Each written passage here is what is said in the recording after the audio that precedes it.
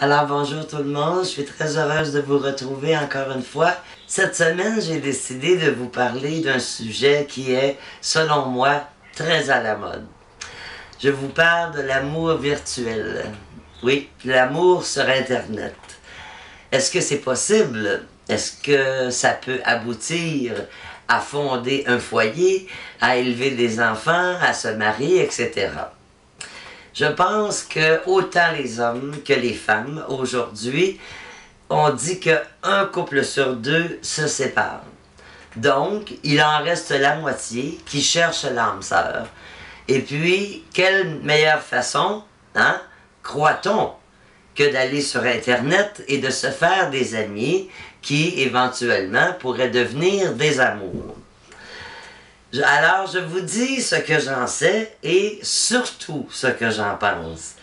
Car je crois que il est peut-être possible de rencontrer l'âme sœur sur Internet. Car ça s'est déjà vu.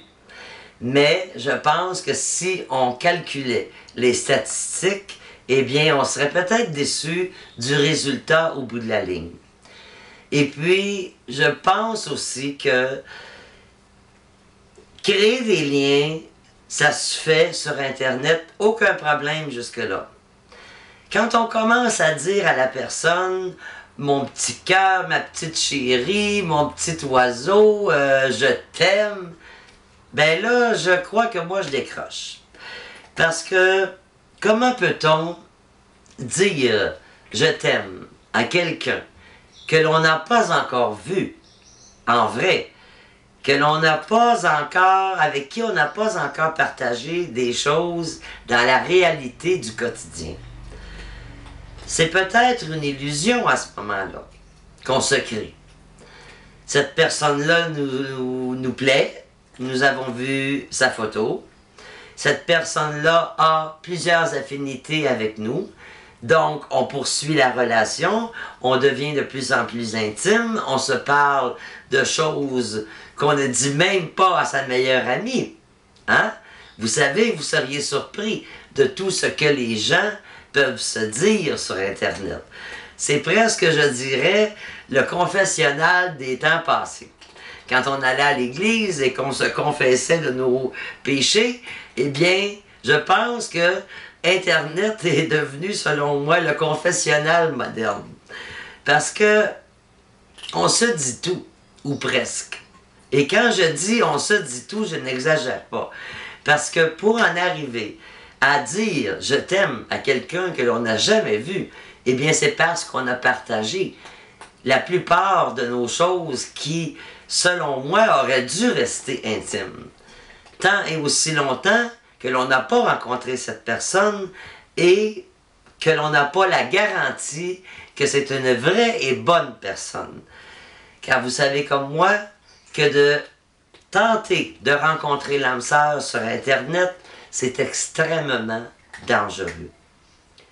Si vous avez l'intention de rencontrer la personne avec qui vous avez créé des liens, s'il vous plaît, n'y allez jamais seul. Que ce soit un homme, que ce soit une femme, amenez toujours quelqu'un avec vous pour la première rencontre. Et même, je dirais, les 2, 3, 4, 5 premières rencontres. On ne se méfie jamais assez. Il y a eu, vous le savez comme moi, des cas où un homme, plus que même, je dirais, presque égal aux femmes, ont raconté des bobards, ont fait à croire qu'ils étaient, mon Dieu, des médecins, des pilotes, etc., qu'ils avaient des richesses, qu'ils avaient des maisons, qu'ils avaient du pouvoir, etc. Et qu'en est-il de la vérité? Eh bien, ce sont des profiteurs, ces gens-là. Ce sont des gens qui ne cherchent qu'à vous retirer quelque chose. Que ce soit vos avoirs, que ce soit votre argent, et même j'irais jusqu'à dire jusqu'à votre identité. Car quand vous rencontrez de telles personnes et que vous aimez, vous semblez, vous croyez déjà aimer cette personne-là que vous venez à peine de rencontrer, eh bien, vous lui faites confiance. Les bras ouverts, bien souvent, hein? C'est ça qui arrive.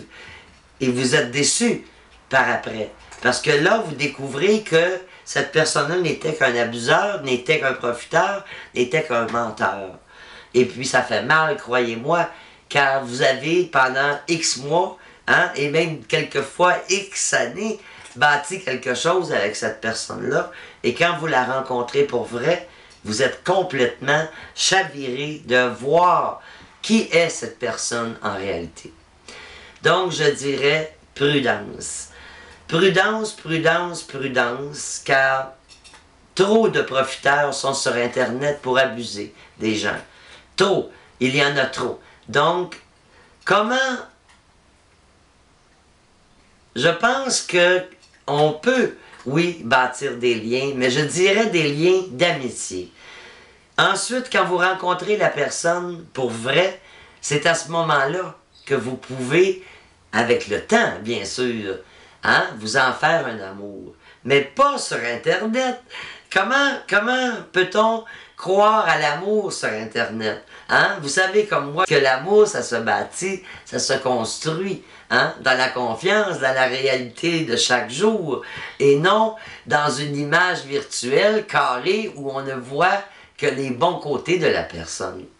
Car, croyez-moi, cette personne-là n'ira pas vous dire hein, ce qui cloche chez elle. Elle n'ira pas vous dire quels sont ses défauts, bien sûr. Elle apparaîtra devant vous sous son meilleur jour. Et c'est là qu'il y a du danger. Car les mauvais jours, ils sont là aussi. Il faut se méfier. D'accord? Alors, si vous prenez le temps de bâtir une relation d'amitié et qu'un jour vous décidez de rencontrer cette personne-là avec quelqu'un qui va vous protéger, qui sera témoin, et que par la suite, vous rencontrez cette personne plusieurs fois, eh bien là, oui, je crois en l'amour. Mais il faut d'abord se voir, se toucher, se rencontrer pour de vrai. Pour dire que l'amour se construit. N'allez pas me dire, messieurs, mesdames, que vous tombez en amour avec quelqu'un que vous n'avez jamais vu de votre vie. Soyez réalistes, n'est-ce pas? Alors voilà, c'est ce que j'en pense. Peut-être que vous avez créé des liens et que vous avez fait des rencontres et que ça l'a abouti à former un couple. Eh bien, racontez-moi votre histoire. Ou peut-être aussi, avez-vous rencontré quelqu'un et avez-vous été très déçu, ou même, hein, il y a eu des femmes violées, il y a eu des femmes tuées, hein? Faites attention, faites attention. Au revoir et à dans 2 semaines. Merci.